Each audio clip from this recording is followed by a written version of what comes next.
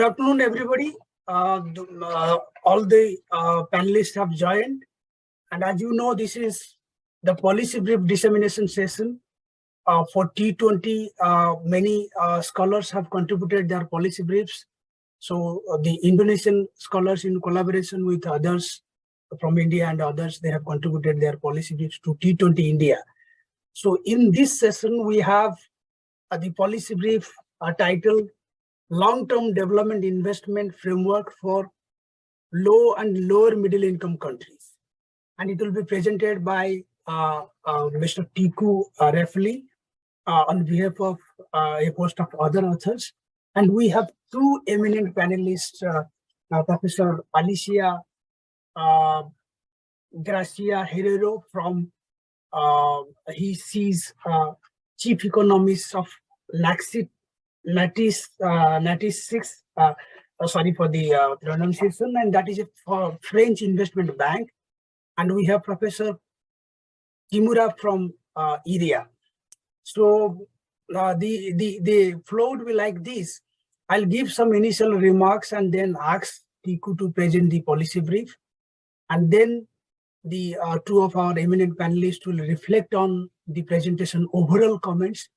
And then I will have some trigger questions for them. And then we open up the floor for questions. So as you know, it's there mentioned in the agenda. We have been discussing for the past 2 days, what is that we need to do to reform the international financial institutions. Because international financial institutions, be it IMF, World Bank, and other development financial institutions in that IFI universe has been playing they have been playing a great role in terms of ensuring finance for development and try to ensure that, that there is proper macroeconomic coordination, exchange rate coordination among the countries.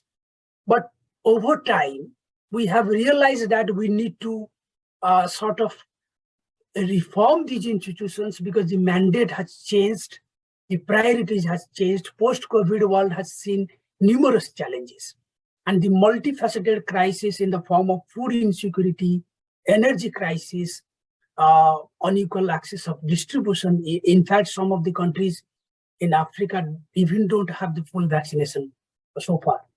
So to address all these new forms of developmental challenges, we need new solutions. And those new solutions needs to be catalyzed by the multilateral development banks, regional development banks, because they are well placed, because they have not only the capital, they have the experience.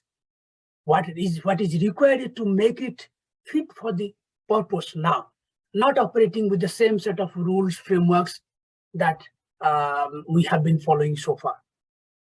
And in this session, there are a couple of specific questions you need to answer.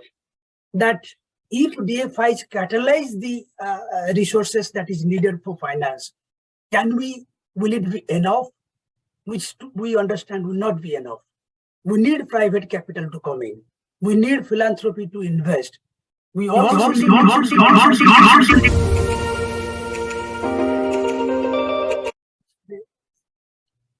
we need to also bring institutional investors in that. So new forms of innovative financing we need.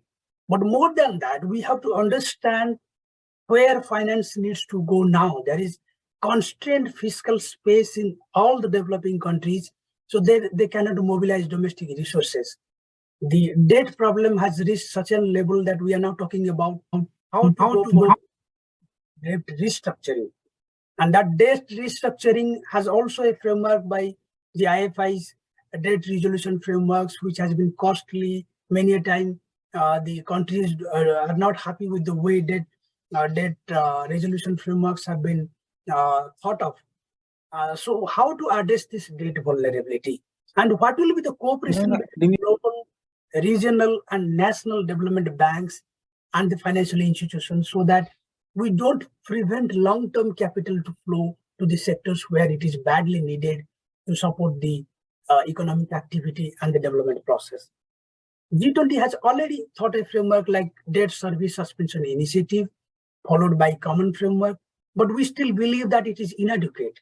In fact, all the 73 countries, those who were eligible for under DSSI, have not asked for the availed that facility because the private creditors did not participate the way it was supposed to be.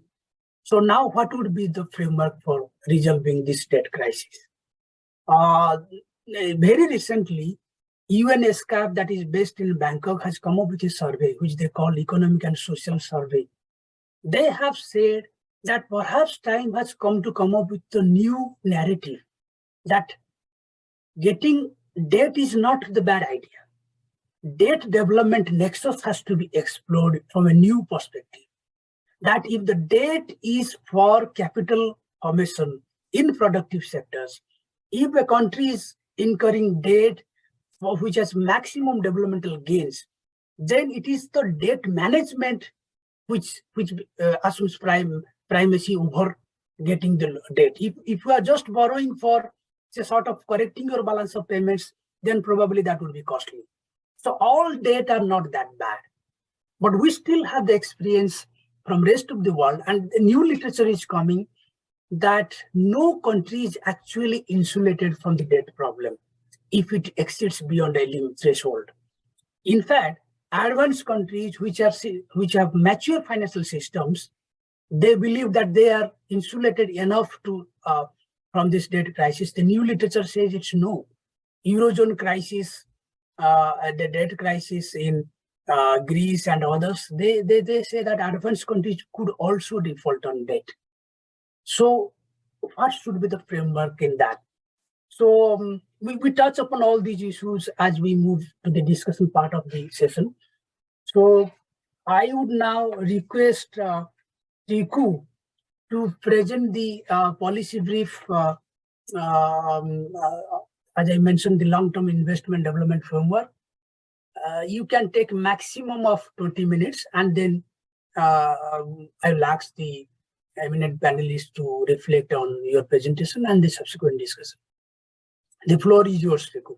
Okay, thank you, Dr. Dash, for your very thorough and insightful opening remarks. So, as you mentioned, I will present our policy brief that we have wrote for the T20 India as the part of the development for T20 India communique, in which it is expected to make a contribution into the G20 communique. So as Dr. Das mentioned previously, our policy brief titled Long-Term Development Investment Framework for Low and Middle Income Countries, and which there has been some notable individual that is contributing to the development of this policy brief. So other authors, including Dr. Alin Halimatu Sadia from LPM FEB UI, Professor Bambang Brojonegoro from University of Indonesia, Professor Fukunari Kimura from ERIA, Muhammad Adriansyah, Muhammad Khatib Basri, and Prof. Wing Tewu from UC Davis. So this policy brief is a product of many individual thoughts and expertise. So we hope we could deliver these remarks or insight in a very relevant manner. So I think I would start with the challenges faced by many countries, especially low and middle income countries. We are seeing that the task of achieving sustainable development goals by 2030 has become only more difficult, especially in the aftermath of COVID-19 pandemic. Even before the pandemic, the progress in achieving the SDGs was already falling short, and today the financing gap remains substantial. So I would like to quote the number that we have cited in our paper from OECD in 2020, that the annual SDG financing gap before the COVID-19 amounted to $2.5 trillion. And from this number, this is attributed mostly from developing countries, and 500 billion of which came from low-income countries. But the thing is, this number has been exacerbated really rapidly. So I think one of the estimates from Amar Bhattacharya and co-author stated that we need almost 5 trillion US dollar for SDG financing in developing countries except China by 2030. So this is a huge amount of financing gap that we are seeing. And of course, everybody already know that in order to achieve SDGs, one of the main issue is the financing. But we need to have a more concrete plan on action on how to actually realize this financing that needs to go from developed countries or countries with access capital to countries that needs the capital itself. So I think one of the main point that has been raised in this policy brief is that raising funds on this scale actually necessitate global collaboration, particularly in light of the Addis Ababa Action Agenda's commitment to, and I quote, that to seek to align financing flows and policies with economic, social, and environmental policies. But unfortunately, despite the pledge commitment, there remains a significant funding gap from the SDGs.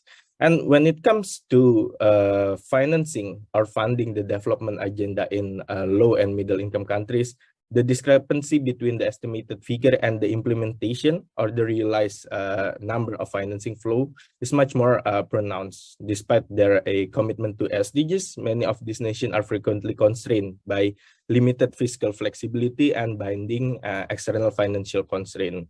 This is also has been the issues that we have been discussing for the past few days. And even before the pandemic of COVID-19, large-scale attempt in lower and middle-income nations to pursue at least one development priority, such as decarbonization, frequently entailed abandoning other development budgetary items critical to long-term economic advancement, such as roads, schools, and hospitals. So I think it is become more apparent that we talk about the issue of financing climate agenda in such a way that it is actually not spoken of in a trade-off manner. But in fact, in many developing countries, this is a trade-off. This is trade-off. When you want to invest more on climate change, you can. There is a belief that, or a consensus that you actually have to sacrifice other budgetary item, and most of the time other development budgetary item, such as education or health. So this is really important to align the kind of investment on the climate change such that it could achieve multiple goals at the same time.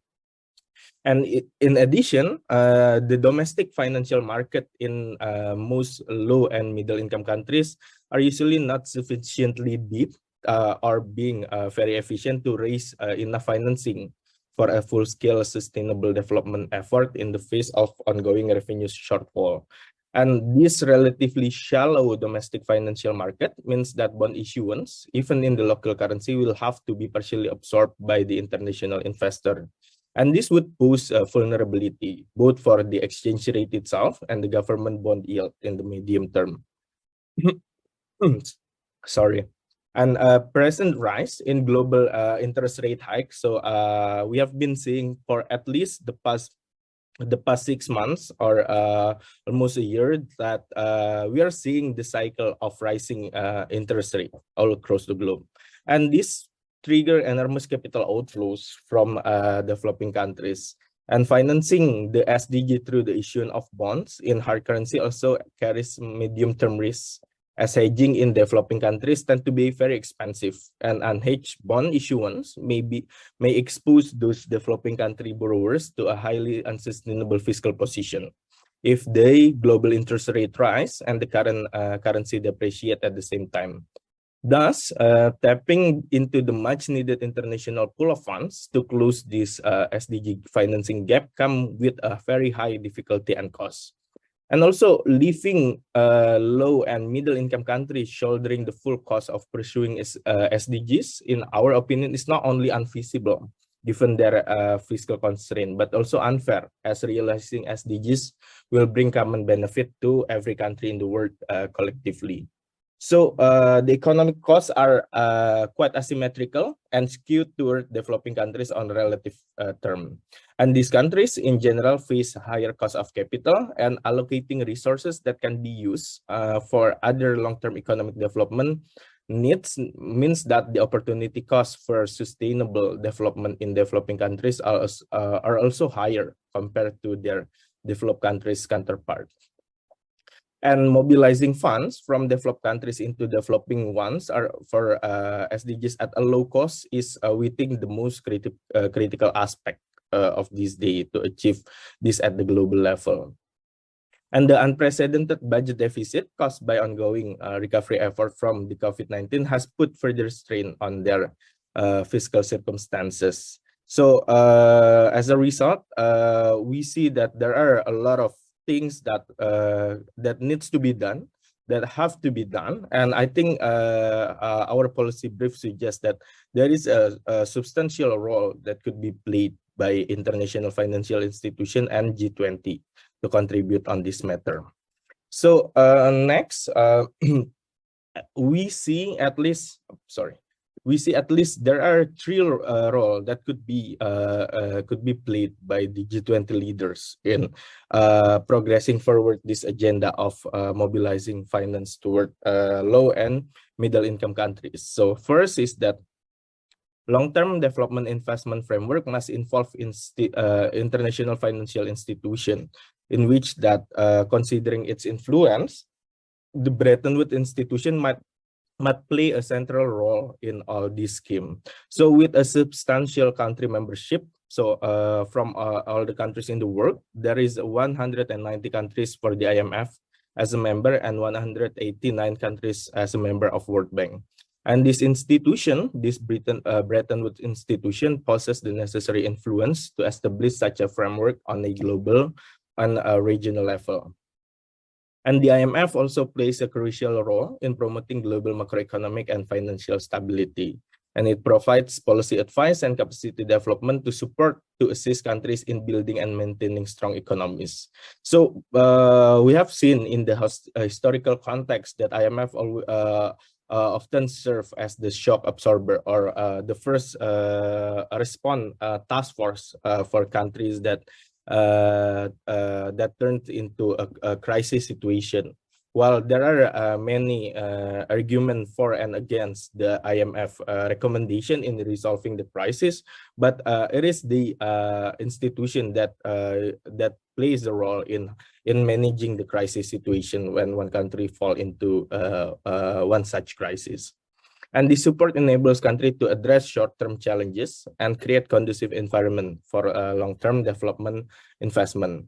And meanwhile, the World Bank is mandated to promote long-term development and poverty reduction. So these two Bretton Woods institutions cannot be excluded if we want to talk about progressing forward the financing flows from developed countries into developing ones. And which lead us to the second role that we think G20 leaders could play a bigger part, is that the importance of private financial flow. So the shifting landscape of international financial development finance have witnessed increasing importance of private financial flows. Even in the past few years, they have surpassed the traditional ODA and other public flows. And developing countries must effectively harness their private financial flows for long-term investment while maintaining macroeconomic stability. And we think that in this context, G20 Forum could play a significant role in discussing and exploring possibilities, as it includes countries with major private investor. And there is also a need to focus on designing and implementing well-structured project and investment opportunity that would attract private investment. So the discussion on the G20 table would be very important to bridge the expectation from developed countries into developing countries. And also the G20 can also encourage developing countries to establish healthy domestic financial resource circulation, which include promotes domestic saving, domestic investment, tax collection, and public investment. And also the third role that we see the relevance of G20 is that G20 not only serving as the biggest multilateral forum, sorry, but also the only multilateral forum on this scale. So considering that G20 represent 20 biggest economies in the world, accounting for 80% of global GDP, 75% of international trade, and 2/3 of global population, G20 has a unique platform for discussing and addressing the challenges and opportunities associated with investment in developing countries. And developing countries that are the members of G20, like India, Indonesia, Brazil, and South Africa, have actually a moral obligation to represent and voice the needs of other developing countries that are not part of the G20. And that by leveraging the G20 platform, developing countries can advocate for policies, initiative, and resources to promote inclusive and sustainable development, particularly for developing countries facing financial constraint. And G20 can foster cooperation, coordination, and mutual support among member countries and beyond to facilitate investment and development outcomes in middle and low-income countries at a global scale. Considering all these factors of which G20 could play a substantial role, therefore we developed at least 7 recommendations, which is very interlinked to each other, on what G20 countries could do to push forward the investment development framework for SDG financing, especially in low and middle income country. So the first recommendation is to actually trying to reviewing the existing development financing scheme by MDBs. We know that there are a lot of discussion that has been going around for quite a while, that there has a lot of room for improvement for MDBs in channeling their financing. One of which is that they need to take a more unique or specific approach in financing the development agenda in low and middle income country, as usually they often take this the approach of one size fits all. They need to review all this process, and the need to review the existing development financing scheme is to ensure its effectiveness and relevance in today's rapidly challenging global landscape, and each country needs and uniqueness. And as all these challenges continue to evolve, it is actually imperative for development financing scheme to keep pace with these changes. And by conducting a comprehensive review, policymakers and institutions can better understand the strength and weakness of the current system of MDB financing and identify areas that require improvement.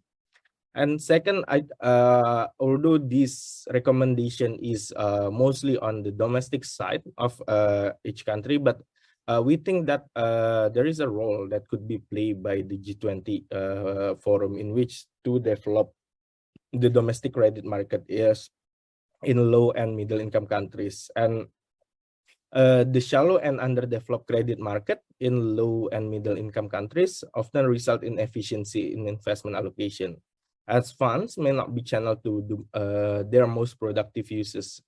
But however, the development of domestic credit market has the potential to significantly boost the productivity of loanable funds.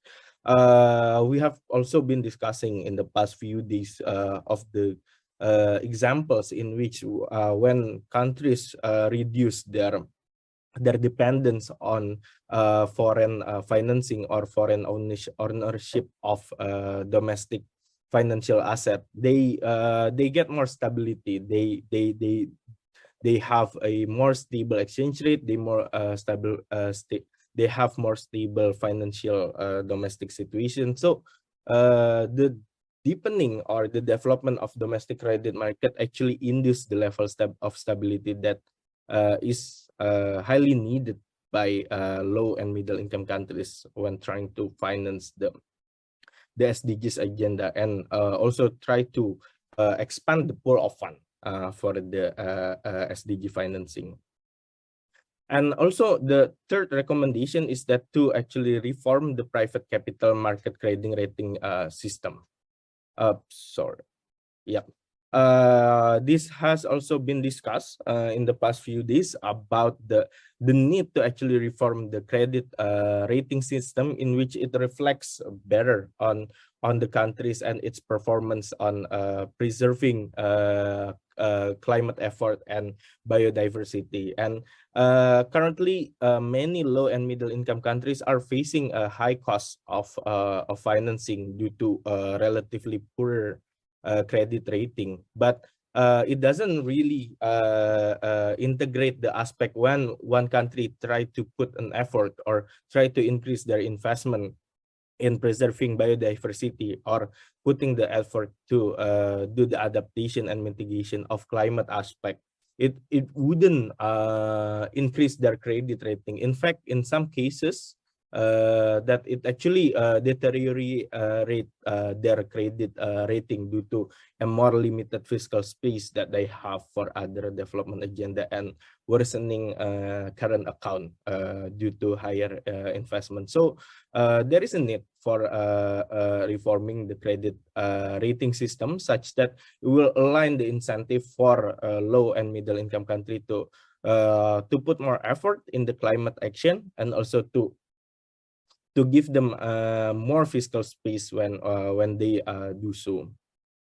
And our fourth recommendation is that the restructuring of existing official debt for long-term low interest finance, as Dr. Das has mentioned before, there is a challenge that has been a challenge on providing long-term low interest rate finance, even in the context of the crisis itself. The limited participation of private creditors in that restructuring initiative also became an issue. For example, like as evidence in the case of debt service suspension initiative atau DSSI, is there is no enough effort or concerted effort to actually resolve the distress issues during the COVID era. And another challenge is that the absence of unified private creditor communities, which makes it really difficult to achieve a unified perspective, as in the recent case of Argentina. And recent research also found that private creditors may wield a de facto preferred creditor status among sovereign borrowers. So these factors highlight the need for reform in the debt sustainability framework to address the challenges associated with private credit participation and the debt restructuring effort. And also to follow up on this initiative, the kind of initiative that put the debt distress at more ease, the G20 has put forward a common framework for debt treatment beyond the DSSI. But I think there are a lot more that needs to be done on this aspect. And we propose an alternative framework that enables restructuring existing official debts for more affordable long-term financing. And to this end, G20 countries and the IFI should explore alternative financing instruments such as debt for nature or debt for SDG swap that includes SDGs indicator within their framework. And the alternative framework should allow the inclusion of middle-income countries and low-income countries to be eligible participate in the framework. And our fifth recommendation is that to integrate blended financing in development financing schemes involving philanthropies and private companies. And this is also an issue that has been discussed for a while, that we need more contribution and more involvement of philanthropies and private companies. And our next recommendation is that creation of a coordination and cooperation body involving global, regional, and national development IFIs or development bank to create a capital aggregation and coordination between institutions involved in the development financings. And currently, we are seeing the effort that has been put by the global or multilateral development bank, regional development bank, and national development bank are quite fragmented they are not really in coordination and cooperation to actually create an effort that is more coherent. So I think the creation of coordination and cooperation body, if not being a consortium, would leverage more on the context of aggregating and scale up the funds needed for the development agenda and SDGs agenda.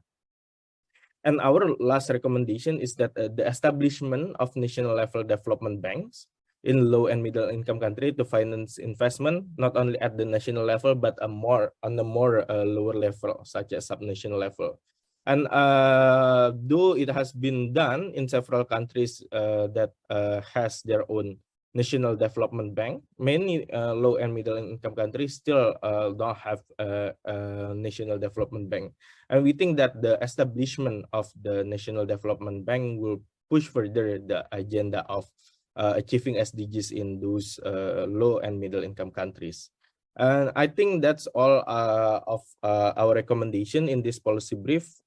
Thank you. I will return the floor to Dr. Dash. Thank you, Diku, for a very interesting set of recommendations by the team that you presented.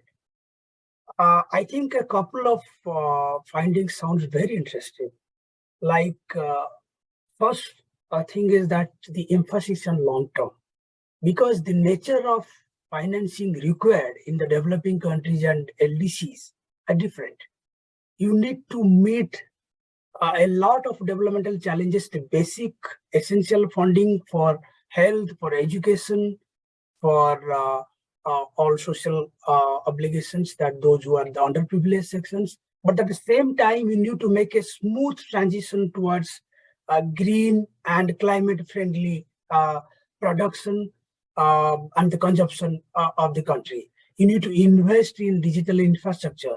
You need to invest in promoting skills for, participating in Industry 4.0 and the financial inclusion and the larger digitalization that cross success. If this is the spectrum of development that you need, then the quantum of financing, you already mentioned about the magnitude of SDG financing gap. But imagine the next 2 decades for the developing countries who further require sustained flow of capital from a long-term perspective.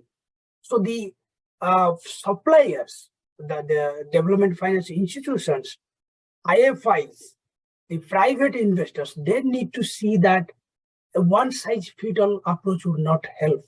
And perhaps the survey that I referred to by UNESCAP refers to that debt development narrative needs to be seen from a fresh perspective. All debt cannot be bad. So that is one. Second, I think you also highlighted one point very clearly, that the opportunity cost for the developing countries could be high if they don't really invest in the development of the countries. Because we need to have a smooth recovery from the COVID-19, but at the same time, we need to grow back to the pre-crisis level where you can ensure that the development is not compromised.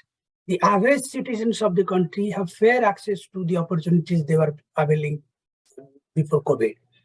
So, and a couple of very interesting points that you said, reform of credit rating, that perhaps is something which itself is a big area. We know that the capital market is not deep in developing countries. So the domestic capital market needs to be developed in terms of the depth of the primary market and the secondary market. Also, the promoting local currency bond issuance. And also, I would say that why not retail investor participation, increasing the retail investor participation in municipal bonds, you refer to subnational level, smart city projects. So let the retail investor also take part in those. Retail investors could be the households, could be the farms, or from any segment of the private sector. So now I invite both our distinguished panelists to give their overall impression about the recommendations and the suggestions of the policy brief, and then I'll come up with some follow-up questions. To begin with, may I invite Professor Alicia? Thank you very much. Thank Yeah. you for the invitation. It's a pleasure to be here with you all. I found the paper presented, the position paper, very clear and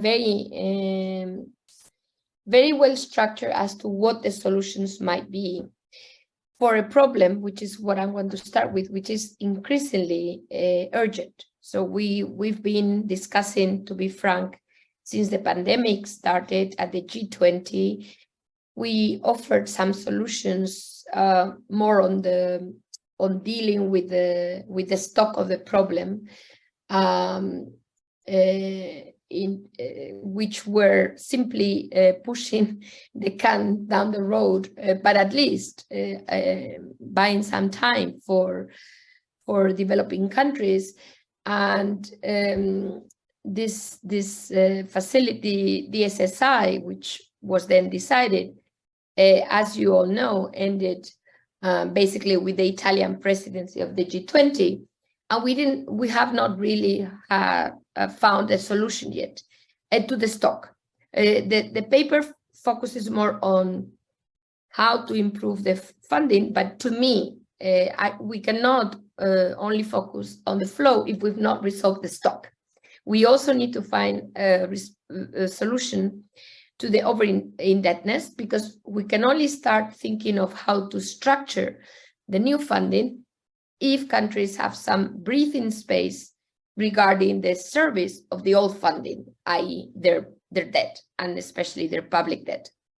So already at that Italian presidency of the G20, under the T20, I presented a proposal as to how to deal with the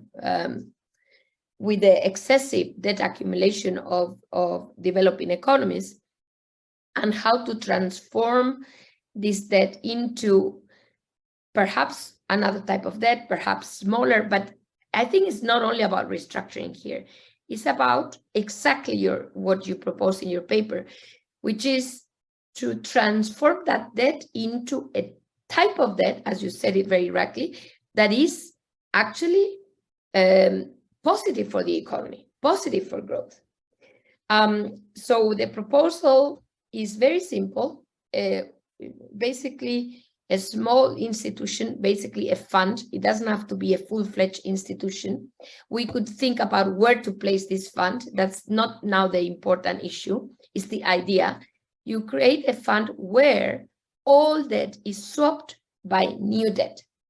And in the swapping, we can decide as to the haircut, the financial conditions. But again, that's not the key, because we've been doing that for many years. We know the Brady Plan, we know many.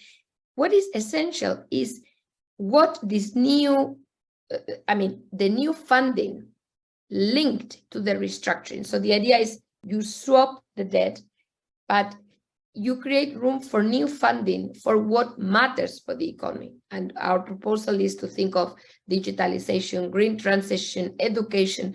So you basically agree to first reduce the size of the debt, but the additional, a kind of what is missing out of the old debt to the new debt, you again lend.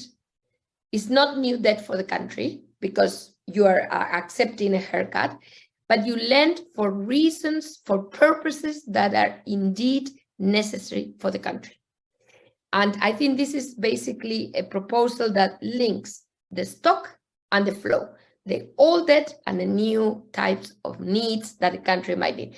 Who would engage? Because it's very easy to say this, but of course you need shareholders of the fund that want to engage in first accepting a haircut and then lending again to countries that might be obviously in payment difficulties at the moment.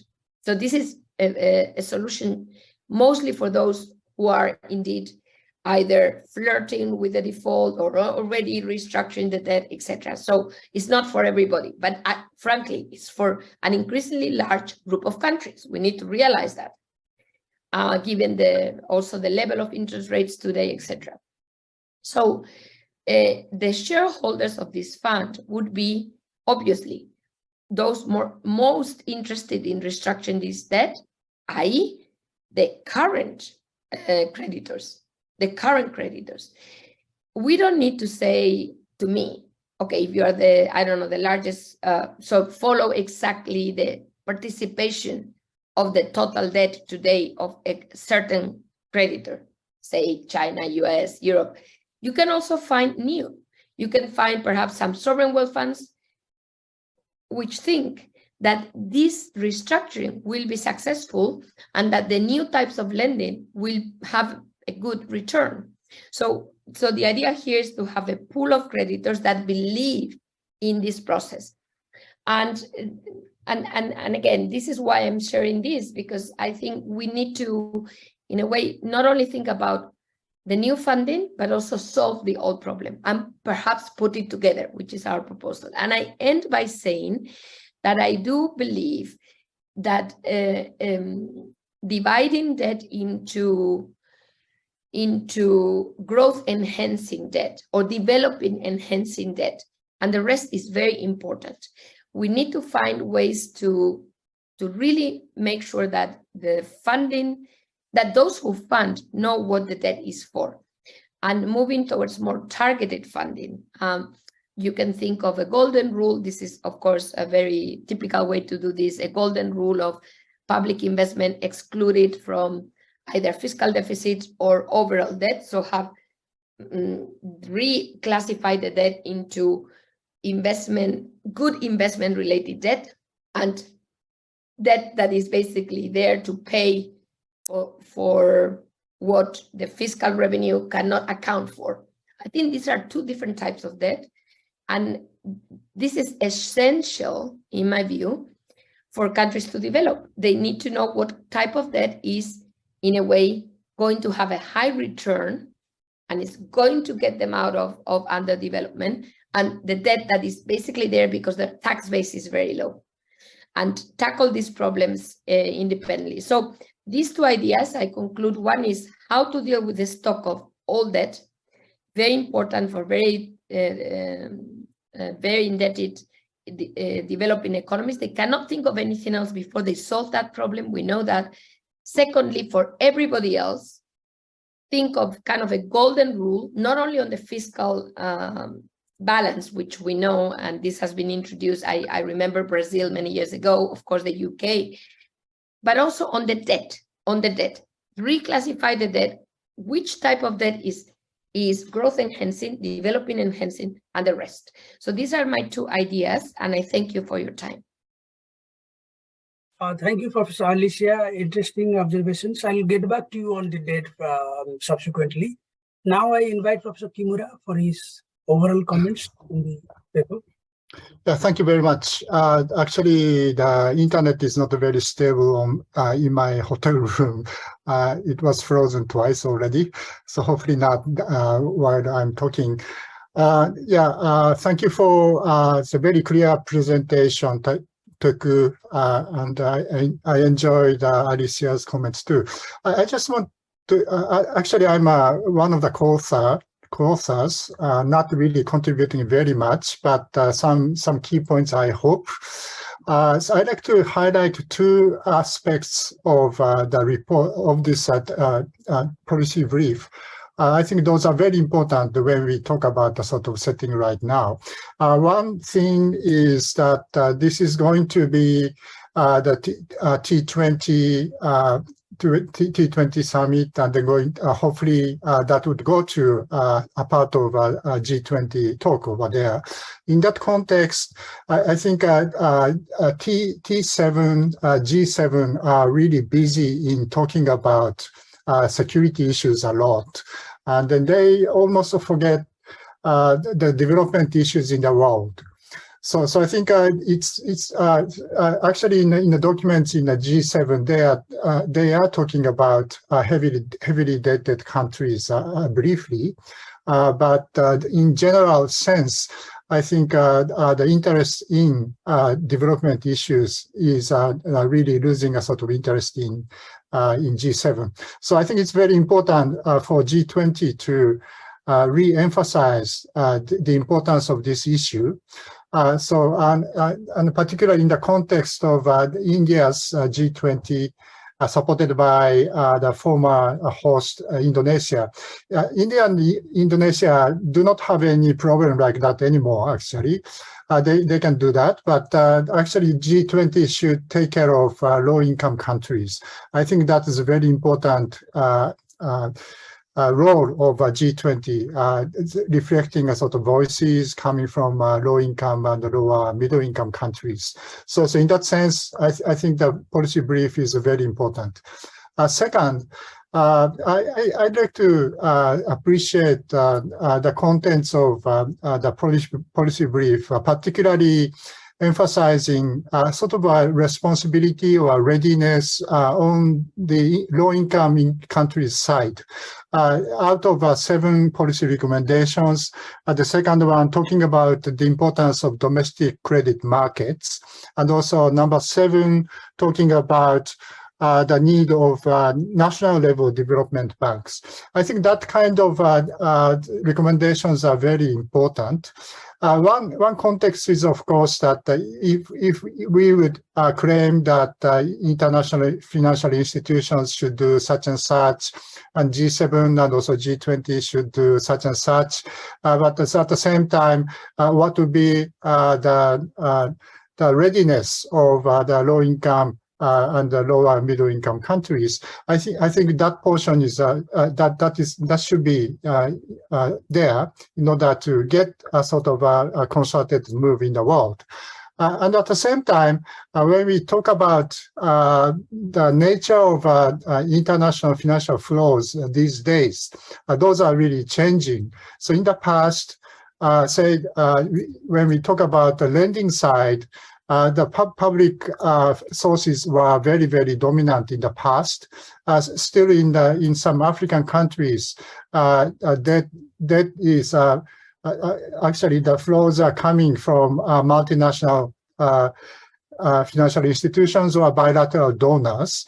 That kind of a relatively classical framework, how we can deal with the usual days management of external balance, or after getting a sort of heavily debt, how to deal with a sort of accumulated debt. Those kind of prescriptions are relatively well established, sometimes not quite working immediately, but we know how to do that. And also private flows, if those are coming from big guys, like commercial banks, and we experienced that in Mexico's classical crisis in the 1980s, we could handle that. But Dr. Dash mentioned in case of Argentina, and also the recent case in Sri Lanka. I think in case of Sri Lanka, G7 is talking about the responsibility of some bilateral donors, not really coming to a sort of international lenders consortium. That's one thing that we have to highlight, of course. But a very large portion is particularly the increase in debt after 2015 was private. And actually, they are buying national bonds directly, actually. So how to manage a sort of a macro balance in usual days, and also after getting heavily indebted in crisis, how to deal with those kind of complicated structure of debt. I think those are things. And then we have to emphasize that in the past, right or not, say IMF's conditionality was very powerful. So sometimes the recommendation was good, sometimes maybe not, but they were very powerful in doing that. But that kind of power is really decreasing. One side is a lot of criticism coming from outside. The other is that, say, very large portion of flows are private flows. So I think it's very important to emphasize the readiness and also policy discipline on the low income and the lower middle income countries side. That's a very key, a sort of key to solve this problem. Particularly, we are emphasizing the private flows. Developing countries need private capital flows, and how can be ready to get that, and how they can control and manage that to avoid debt. And also, once they are getting debt, and how to solve that. I think that's these are really depending on how they are ready to do that. So I think it's very important for this policy brief to emphasize those kind of things. And then that's a sort of second very important characteristics of this policy brief from my viewpoint. So for two reasons, I think that the policy brief is very important, particularly in the current setting in G20. Thank you very much. Thank you, Professor Kimura. I think you raised a very important point that the constraint that low and middle income countries face, and at the same time, you also highlighted that the composition of international financial flows has changed. So we need to be aware of that. I just want to, both of you critically examine the scope of the recommendations, and I just want to, for sake of the benefit of the participants and for all of us, I think DSSI, its subsequent elevation or repackaging to common framework, you must be aware that last month, the G20 India Finance Track has conducted two meetings of the facilitated two meetings of the creditor committee. One was for Ghana, the other one for Sri Lanka. The press briefing says, of course, we don't have much of the detail except newspaper and the press briefing, but it says that all the countries which have claims on Sri Lanka or Ghana would sort of sit together and discuss the way the debt could be restructured and the relief could be extended to both the countries, including private creditors. So I hope that G20 platform, building on the past work by Saudi, then Indonesia, and now India, will have some roadmap for the debt resolution. But since both of you raised the scope of the discussion, I just want to split the recommendations into two parts. As Professor Aliasia rightly mentioned, that perhaps we need to sort of take certain debt into that these are development enhancing debt, how to do it, what will be that golden rule. It of course requires some more exercise. But if you go by the literature, which discusses the debt sustainability, they are also referring to that the debt sustainability could again be, sensitive to the thresholds that you have in mind. Is it 20% of the debt to GDP ratio that beyond that you will be concerned, or it is 10%? Because they are saying that the world thinking behind this threshold for a country was not accounting for that time the need for climate finance, green transitions, and all sorts of things. Now that we are making a transition, as I said, digitalization, green transition, climate finance, no country can wait till their debt to be resolved and they start fresh investment in those. So it has to go hand in hand. So the policy brief has interestingly captured that dimension, saying that why not we leverage on blended finance instruments, philanthropy, I would say impact investors. Alicia, you mentioned sovereign wealth funds. So what are those innovative instruments and sources that could perhaps temporarily give some relief to the financing needs in the low-income countries? And in the same time, we keep working on the debt management front to make sure that we are able to provide some debt relief and the required debt moratorium to through DSSI or DSSI plus mechanisms. So if I go to Professor Alicia, my pointed question would be, how much of strength of this innovative financing instruments that you see in supporting development in low-income and middle-income countries? Over to you, Professor Alicia. Thank you very much. I hope I can take the floor. Is that okay? Yes, thank you. So I wanted to, your question is very important. we have developed over time a lot of standards for sovereign wealth funds, for example, the Santiago principles. We know very well how they should invest, but we don't have a specific, how would I say, angle towards the link with what I call impact finance. I mean, impact finance is very broad, but I think one could carve it out to the idea of making that sustainable with impact finance. I mean, that kind of the two things together. And I see no reason why the G20 could not develop. You mentioned the creditor committee, maybe, putting together creditor and debtor, some idea, some principle, some standard of impact finance, which comes to the quote unquote rescue of those emerging economies or developing economies that are struggling with debt. So this is like a little bit like developing the idea I mentioned before, but on the flow, meaning how to lend well, how to make an impact. And I think this is something the G20 could certainly push with some kind of standards, because we don't want to end up as we have, unfortunately, for ESG, where we first develop very broad things and then we need to talk about greenwashing and try to clean a little bit our definition.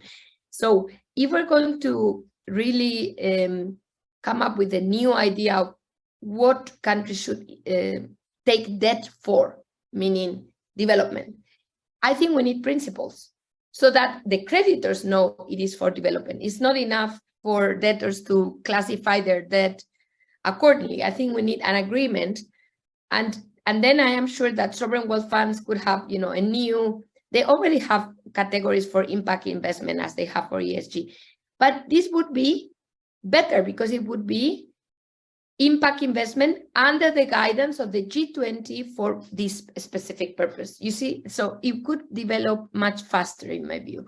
So that would be my answer. Thank you. Thank you, Professor Alicia. To you, Professor Kimura, I think you reflected on these questions yesterday also in the closed door discussion. But if you could share your perspective, again drawing the lessons from low-income countries. The point that Professor Alicia raised, ESG compliance. There is also academic literature telling that ESG compliance could be costly initially for the low-income and middle-income countries because the administrative setup is not sort of prepared for that. They were conventionally issuing the bonds and all these, but now the ESG compliant, and every year the issuer also, and the proceeds, the way they use it for the projects, the nature of the projects, they are using those proceeds, and annual reporting of the compliance to the environmental standards. So this green finance transition that we are witnessing today, do you think that there is a need for capacity building or some sort of institutional preparedness, maybe at the DFI level or by the regulatory authorities, so that these low-income countries are not prevented from accessing the climate finance or the green finance, and ESG becomes a new standard for them? Your perspective on that. Over to you, Professor Kimura. Yeah, certainly it may not be very easy, but that channel is also going to be a very important one. So I think they should try to do that. Can you hear me? Okay, but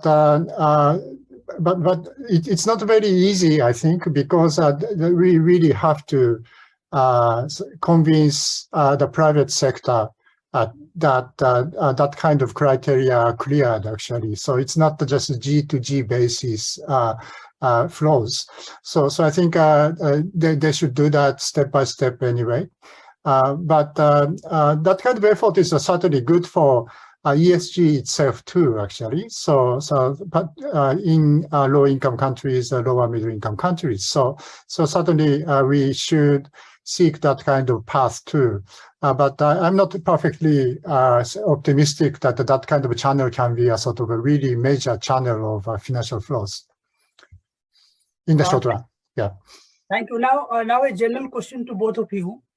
Tiku mentioned in his presentation that perhaps this is the first time that G20 is having this golden opportunity of 4 consecutive developing countries presidencies. Of course, in the past, we have Mexico, Argentina, and Turkey, but at different points of time. Now that this is the golden opportunity, so do you think that already Indonesian presidency is over, they have sort of highlighted MDB reforms, the pandemic funding, all sorts of things they have highlighted, infrastructure financing. India is working on already constituted a task force by N.K. Singh from India and Professor Larry Summers on MDB reforms, and also trying to come up with the SDG Action Plan 2.0, sort of accelerating SDGs. So do you think that, and what are those priorities given this presentation or your overall observation, keeping the entire development landscape in mind? How could they leverage these 4 consecutive developing presidencies to your judgment, that what are those priorities? Of course, G20's agenda is quite diverse now, but what are those areas that you think these consecutive presidency could focus on henceforth? Professor Alicia? Over to you, Professor Alicia. Professor Alicia, can you hear me?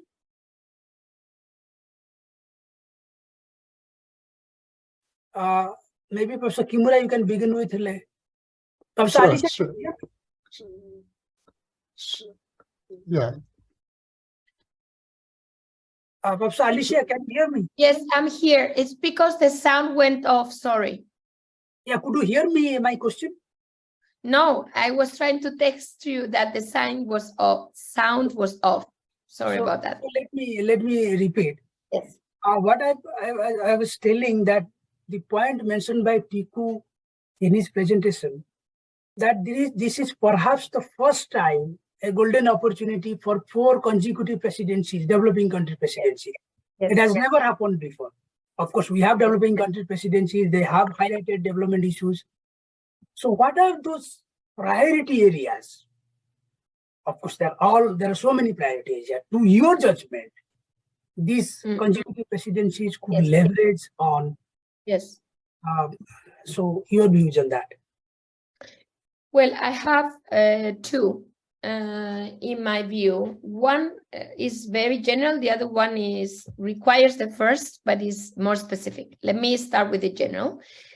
For me, it is very clear that we are moving to a bifurcated technological environment with the US and China, 2 big hegemons. I actually think the world is more multipolar except for technology. Yeah.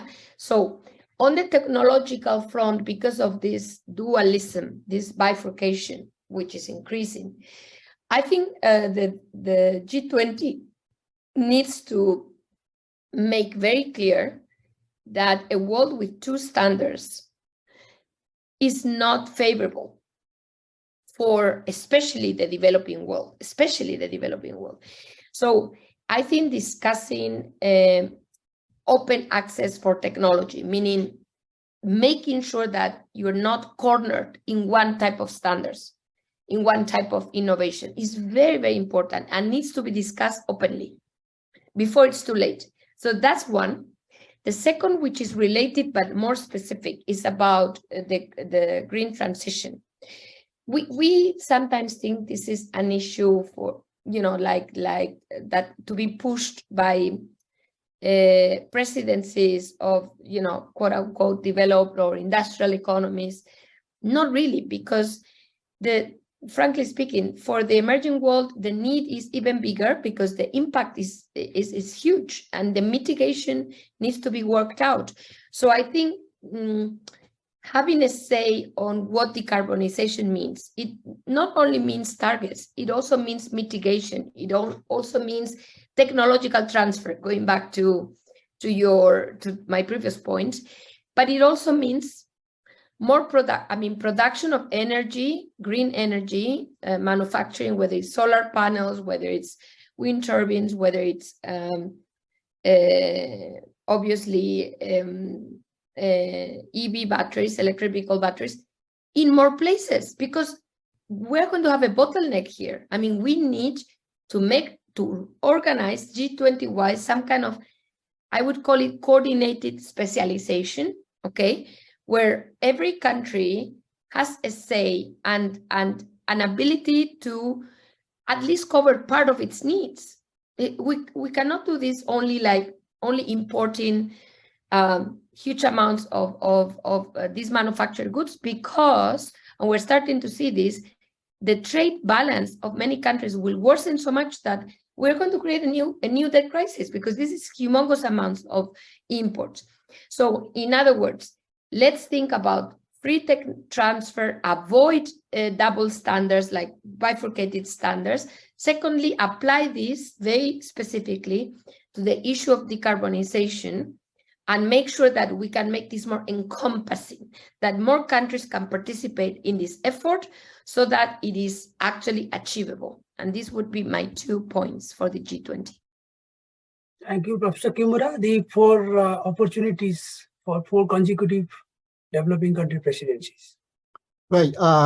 2 points that I can make. First, I think, yes, this is a very important moment that G20 can be a very creative and viable forum, actually. So it's a sort of big test. One thing is, of course, from the so-called Global South, those voices should be reached to G7 and also to the world. How we can do that, I think that's how creative ideas are coming up from the so-called Global South. I think that's a very important test, actually. So I think there are many not easily agreeable points. That's fine, and we should discuss. It's worth doing that. But at the same time, every year we have to have some sort of attractive, agreeable, implementable proposals out of G20. So I think that's very important. If we do not have any, then people lose interest in that forum. So G20 started out with a sort of a world financial crisis. So everybody shared sort of common problems at the time. But now you can see that in G7 side, and also north part of the countries, we are having various kinds of conflicts over there too. So the world is not quite united right now. In that kind of situation, what sort of agreeable and also constructive agreements can be done in G20? I think that's very important, particularly in case of Indonesia. Actually, they were very accommodative in my assessment. Even they have China, Russia, and they can get a sort of a final statement that's unbelievably accommodative in a sense, and really creative in a sense. But India, I know that India has India origin claims a lot. And that's sometimes very creative, sometimes very, very wild from outsiders. But you like to push some of them, that's fine. But we need some sort of products out of G20. I think that's one thing that we like to keep G20 as a sort of a very meaningful forum for the world. The second point is that, say, if we look at the G7's documents, they are really preoccupied by national security concerns. And then some are looking inward, in a sense. So not much development agenda there, not much economic agenda there actually. But economy as a whole is still moving. So my specialty is a trade. So I'm really trying to make a sort of assessment of the rough idea of the magnitude of effects of export control. Certainly, export control for high-tech products, those are cutting-edge technology and it's a center of innovation, of course. So that's very important. But at the same time, if we just measure those kind of products exports or as an impact on GDP, still very limited range. And the rest of the economies are still very actively moving. So where we could have a sort of boundary over there, so still in Washington, D.C., pushing this side is really coming. But in the famous talk by Jake Sullivan of defense advisor of the Washington, D.C. in the late April in the Brookings Institution, they say that clearly that small yard, high fence. So not a sort of a total decoupling of supply chains, but trying to limit the sort of scope of decoupling. And then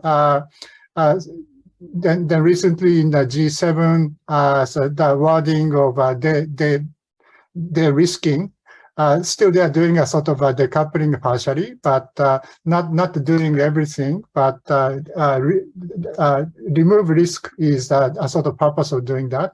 So I think the atmosphere is moving back to a sort of economic aspects, and hopefully that in G7 we would have a little bit more balanced discussion. We cannot stop national security argument, unfortunately, but we have to have national security argument portion and the rest of the economy. I think the rest of the economy should be emphasized more. So I think that's a very important function of G20 as a sort of psychological balancer of G7 people, that the economies are still moving, the developing countries, newly developed economies still need globalization forces to accelerate economic development. I think in the financial sector, relatively, this is natural, but in case of a trade and investment, still a sort of unnatural claim in G7. So I think various kinds of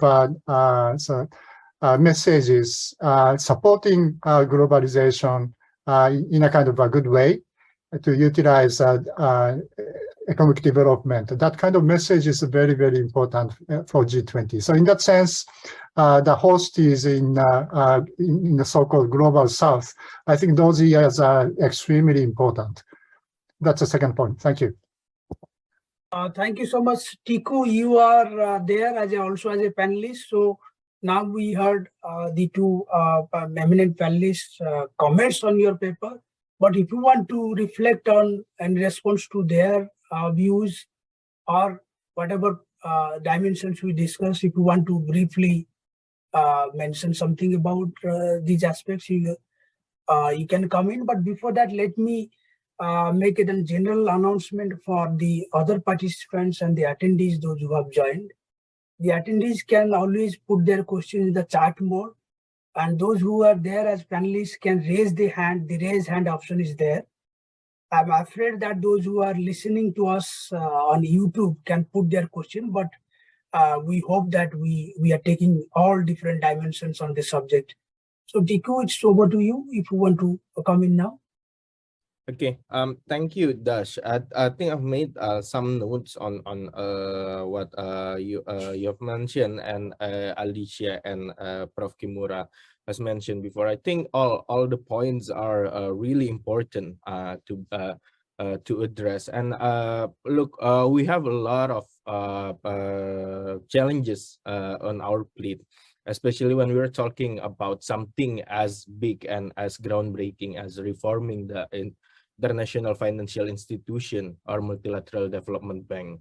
But I think I would like to put more emphasis on the kind of continuation or momentum of the G20 presidency that is been holding by 4 consecutive developing countries.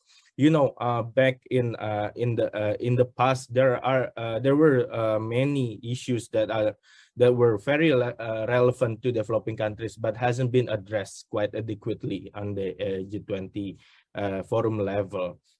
We've seen that the issues of infrastructure that went into one presidency, and it takes some traction to actually put it up there, right? And I think it presents a very good opportunity now that we could speak the need of developing countries, especially when we are talking about the crisis as big as climate change and biodiversity preservation. Because when we're talking about this issue goes actually far beyond the issue of financing. But of course, the issue of financing is the most, if not the most, one of the most apparent issues, or issues that needs to be resolved in the very early manner before we go into more details. So I would suggest that we need to keep the momentum ahead and pushing forward any leverage that any developing countries have in these issues. And I have also seen quite an exceptional coordination and discussion, not only between developing countries that have held presidency itself, for example, with Indonesia and India and Brazil and South Africa, but also a stronger coordination and discussion in a more open manner between G7 and G20. So I think the more alignment towards the common issues or the common goal is very necessary to keep that momentum going on, not only for this year, but to keep it at least alive for the next 2 years. And I think we need to put it in such a way that everybody will agree to it. Last year, we have agreed on the issue of pandemic and the setup of pandemic fund, which is really great. And we were actually hoping that we could make a same level of achievement or kind of development or establishment on the climate issue context. Not only, you know, the kind of pledge or commitment like we have seen before, but the actual realization of this financing to flow to developing countries. And from all the discussion that I've been following, I'm quite hopeful on the discussion, because it's getting more into a technical aspect and it's getting more concrete.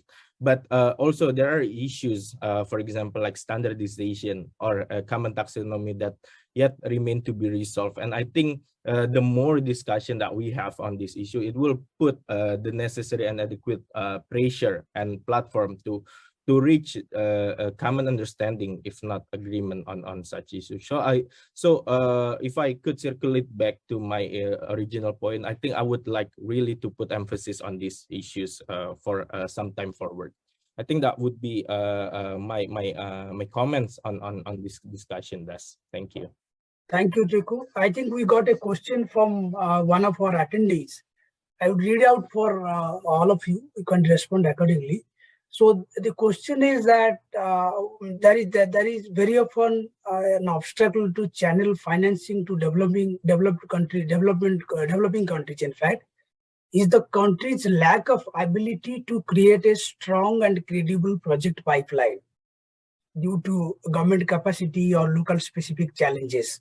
So is there any way that MDBs could get closer to reach emerging market and developing economies to the subnational level, if possible, to help better understand the local specific context and help them to better prepare better project pipeline? So basically, how can they develop a strong and credible project pipeline in the emerging market and developing economies? Perhaps the second question can be also simultaneously go with this.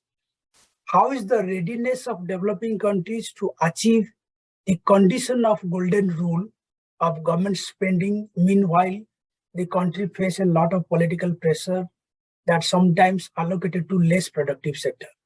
So the golden rule of government spending linking to, in view of the political pressure, which often allocates the resources to less productive sectors? That's the question.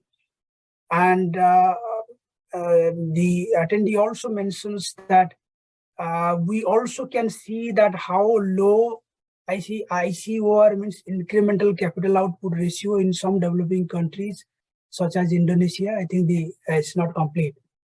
So these are the two questions. The first one, the project pipeline, and the second one is that how that golden rule of government spending would hold in view of the political pressure, which often ends up in misusing the resources. So, Professor Alicia would like to go first. Professor Alicia, would you like to go first? Yes, I can hear you. I was muted. Well, I think I will take the question of how to deal with the choice of the best projects. Yeah, I mean, the how to make sure that projects are growth enhancing, development enhancing. It is very obvious that the G20, I mean, if, as you said it very clearly, not even the IMF nowadays can impose the, Kimura-san said that the necessary conditionality. We're moving towards a world of reduced explicit conditionality and increase implicit conditionality, which means sometimes, unfortunately, geopolitics, security, all of these things. So we need to a little bit move. I know that conditionality was never perceived as very positively, because, of course, for governments, this is a big headache. But we need to realize that implicit conditionality can sometimes be worse, because in a way, it might push recipients, the debtor countries, not to focus so much on what they really need, and all the more so because it's less transparent. So I think, again, coming up with some rules of what impact, I call it impact investment, but it's the same question really, like overall rules of what is really considered positive. Say, something very simple, yeah? We all know that preschool education, there is total consensus on the need to increase the number of schooling years, especially actually in the early age. We could have all kinds of reports from the ADB to the World Bank to all kinds of the developing institutions to agree on that at the G20 level and classify this type of investment as a development enhancing investment. So again, I do think having these rules, general rules, would help to avoid the now more implicit conditionality, because I feel that, yes, it is great to invest in infrastructure, but I have the sense that we're sometimes prioritizing very big projects to the detriment of more development-related projects, more like, again, education, health. These are somehow put below the radar because, of course, they're less visible. So we need to make them more visible through common standards. That would be my answer. Thank you. Professor Kimura? I don't have any short, clear answer. The issue is very difficult. But so in principle, certainly project by project or program by program, we have to have a really right economic assessment together with social and environmental concerns and others. So how far we can do those kind of things is very, very key. But I know that many political economies coming in, those are even in G7 countries. Look at Japan, for example, for energy policies, a lot of contamination of political economy pressure. And also, in general, particularly energy and environment-related issues, we have a lot of policy failure or policy distortion, and also dynamic inconsistency of policies too. So we have to overcome those, not just a sort of a selection of projects, but the control of macroeconomic fundamentals. So we economists should say that again and again, certainly. But I do not have a really short answer to clear that. So because politics is always a domestic not really following a sort of the advice of economists all the way. So sorry, I don't have a short, clear, effective answer on that. For that, Kiku, you have any remarks on this? Yeah, I think okay. I would like to first tackle the question related to the context of understanding local specific context and help to build a better project proposal atau pipeline. The thing is, we have been discussing a lot about the supply of financing, and over the course of last 2 days in our closed session, we have also highlighted the issue of demand for financing, demand of the project, in which this become a chicken and egg question, in which the donor or multilateral development banks want to have a credible or at least adequate level of project preparation. But oftentimes this becomes very difficult, especially considering low and middle income countries in which they don't have adequate resources in terms of institutional capacity and manpower capacity. So I think project preparation, enabling environment, and the kind of assistance that can be put out there is as important as the financing itself, because there is a growing evidence that the financings are there, but it couldn't be disbursed to the project due to many obstacles and challenges related to the project preparation. So I would suggest that it has to come hand in hand regarding the kind of support that is been provided by the MDBs to actually make this financing the most impactful as it can be.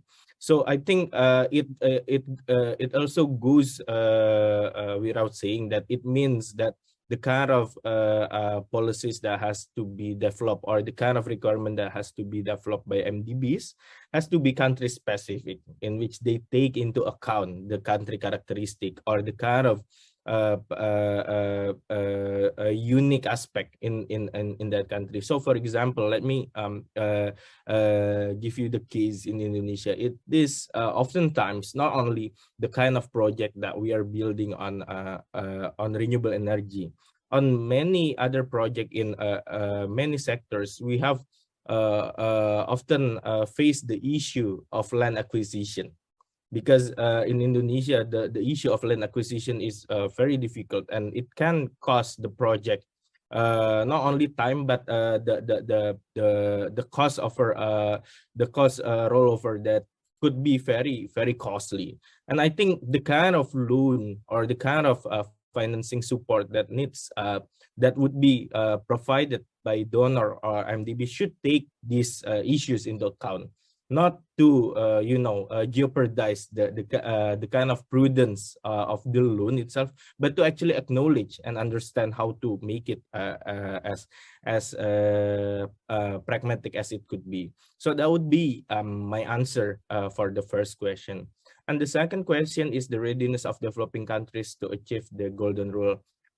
Well, I don't really have probably the best answer to this, but I do understand that we are facing a dilemma for low and middle income countries to investing in climate change or nature preservation means that sacrificing other budgetary items, and it's kind of trade-off that is been believed not only by politicians only, but sometimes by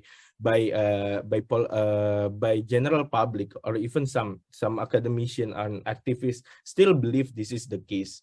But it doesn't have to be the case in the kind of political economies and the kind of solution that we are trying to bring to the context of translating the kind of policy recommendation into actual policy that needs to be developed by the domestic government, it needs to be able to be linked with the needs and the demand from the constituent. So I think it has been mentioned as well in our close discussion that when you try to address the issue of climate change in developing countries, including Indonesia, it's still considered as a luxury items or luxury topic,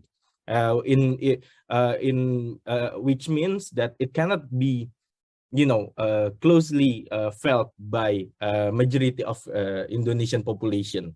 So many people would think it's still not a relevant issues to be addressed compared to, for example, poverty or fuel subsidy, in which it affects their daily life. So I think it's really important to link the issue of climate not in the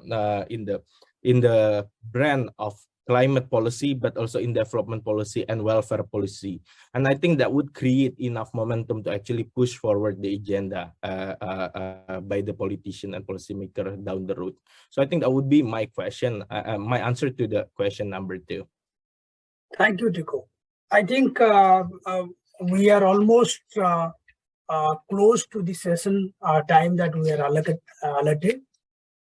I think all of you touched upon very pertinent issues relating to long-term financing of development and the complications the economies face in terms of domestically mobilizing resources as they are servicing high debt, and what could be the role of G20 in that. G20 building on the common framework, and now that India is facilitating the meeting directly with the creditors through the creditor committee.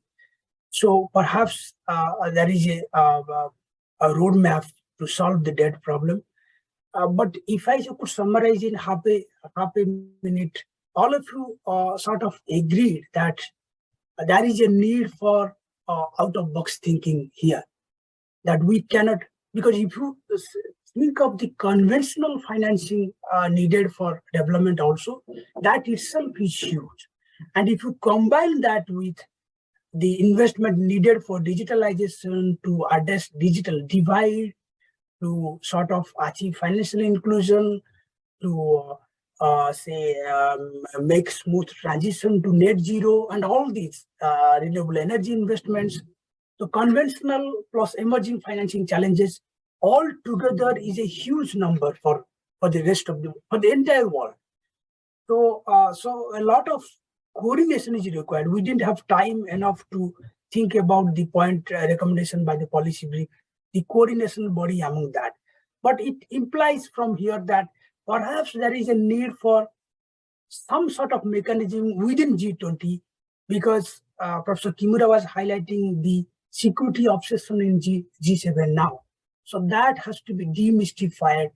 G20 being a unique combination of developed G7 countries and emerging markets, perhaps would have a balanced stand on these issues, that how could we generate more resources for financing development, at the same time addressing the structural constraints that countries face in terms of dealing with the debt, in sort of developing their capital market, and the blessings or misblessings of the credit rating frameworks and all this. So I, with a great hope that these developing country presidencies would deliver on these fronts, and we see that G20 help contribute to the financing challenges that the developing countries, low-income countries, and LDCs are facing. So with this, we close the session, but let me thank all our eminent panelists, Professor Kimura, Professor Alicia, Chiku, you yourself. Congratulations to you and your all sets of co-authors for coming up with this interesting policy brief. We'll all read and benefit from it, and the interesting questions by the participants, because that also triggered a fresh thinking that what could be the credible pipeline for us in the future. So with this, we close the session, and we thank the host for putting up this session with this very interesting set of questions. Thank you all for participating, and we look forward. Thank you. So over to the MC if you want to say something. We can close the session, right? MC. Okay. Thank you so much. Thank you, Thank you, Professor. Dash. Thank you, Alicia. Thank you. Bye bye. Thank you, Dash. Thank you. Thank you, Alicia. Bye. Thank you so much. We'll be in touch. Thank you, Tuku. Thank you, Prof. Bye-bye.